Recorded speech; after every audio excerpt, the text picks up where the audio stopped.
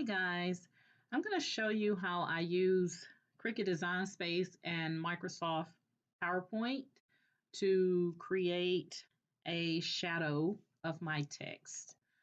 All right, so without further ado, let's go ahead and I'm going to go back to my canvas. So you can see here, I have a shadow of Belinda, and if I move it around, there's my shadow there. So I'm going to show you how I did it with my laptop. So these instructions are for a laptop, Microsoft PowerPoint, or Microsoft Word. Either one will work. And Cricut Design Space. Okay. All right. So what I'm going to do, first thing I'm going to go in and I'm going to select text. So I'm using a text called Addenda, but you can use whatever text you choose. So I'm just going to type in Candoris this time. There we go.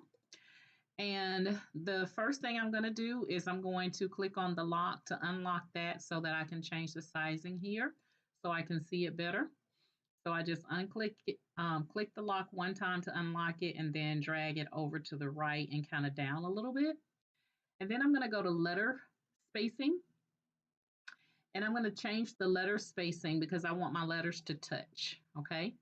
So I'm going to go here and I'm going to say letter space. I'm going to click on that down arrow and it's going to shift my letters to the left. As you can see here, I want all of my letters touching. So that looks good there.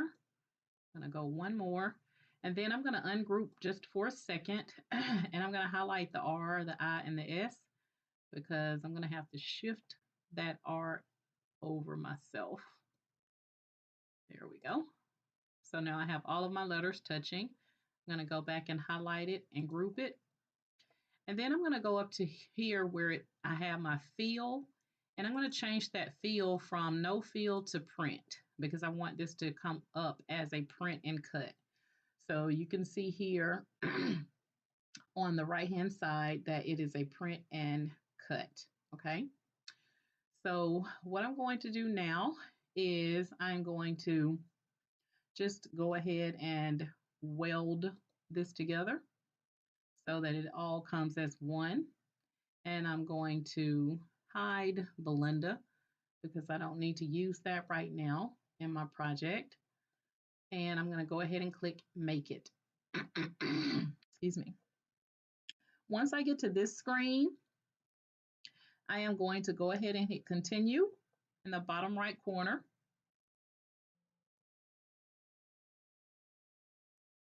I'm going to choose Send to Printer today. And this is the most important step. You want to make sure that Add Bleed is actually selected. You'll know it's selected because it will be green, whereas if you drag it over to the right, it will take off the green color. So you just drag it over to the right and your bleed is on. So what I'm going to do, the reason I say you need a laptop for this is because there's a key on your laptop and that key is in the top, well on mine it's in the top right corner. And I have a Spectra laptop.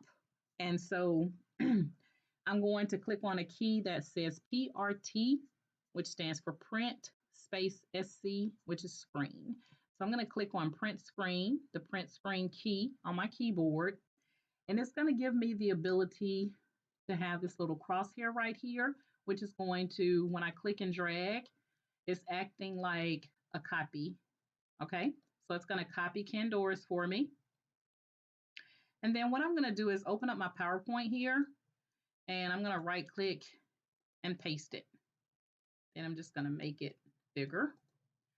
So, you know, this is normally what your image will look like when you are in Cricut Design Space. But what I'm going to do is I'm going to go ahead and remove that little black box that normally goes around when you're doing cut and print because we don't want this to be a cut and print. So I'm going to go ahead and just use the crop functionality to get it out of my way. And then I'm going to right click this and save it as a picture.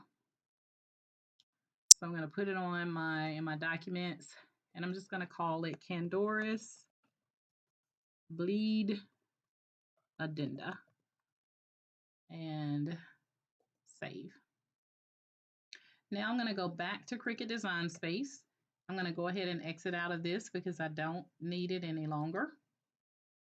And cancel here. Say yes to that. And cancel here. And then I'm going to go back to, I'm going to go ahead and delete this because I no longer need that either. And I'm going to go ahead and I'm going to locate the image that I just saved to my computer, which is here, Candoris Bleed Addenda, and I'm going to open it.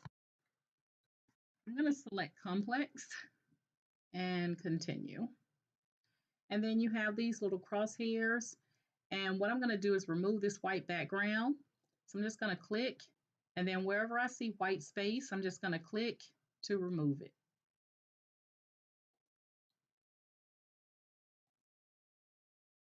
And there you have it. And you can click on this preview button here in the middle of your screen just to make sure you got everything. Looks nice. So I'm going to go ahead and hit continue. And then we're going to select the image on the right.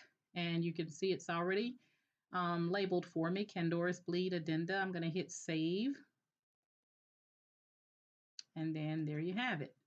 So I'm going to go ahead and select it and click Insert Images in the bottom right corner.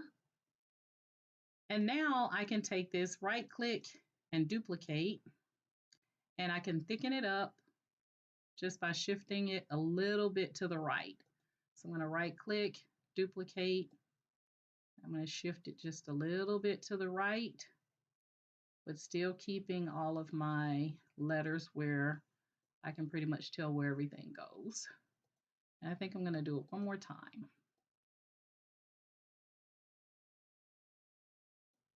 Okay. Now, once I have all of my letters thickened up there, I'm going to go and highlight them all and select Weld. Okay. So now I have them all in a cut file. I'm going to go back over to my text and I'm going to type, I'm going to type Candoris again. And I'm going to go ahead and change the sizing here just so I can see it better. And same step, I'm going to move my letter spacing over to the left to where everything is touching.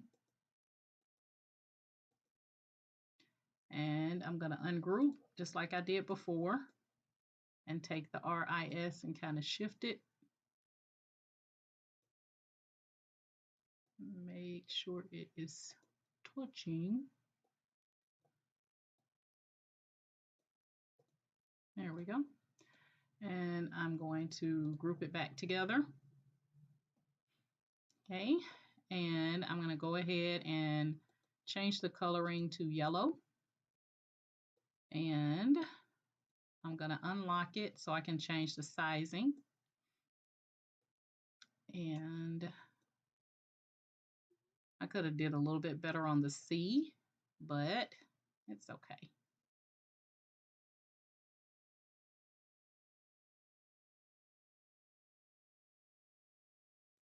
So let's drag it over there.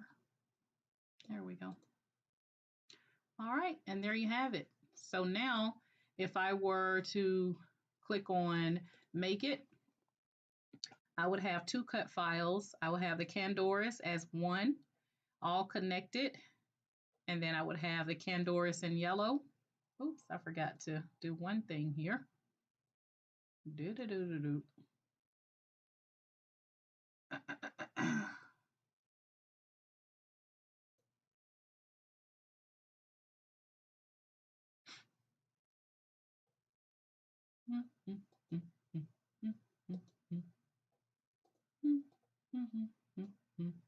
Oops, didn't mean to do that.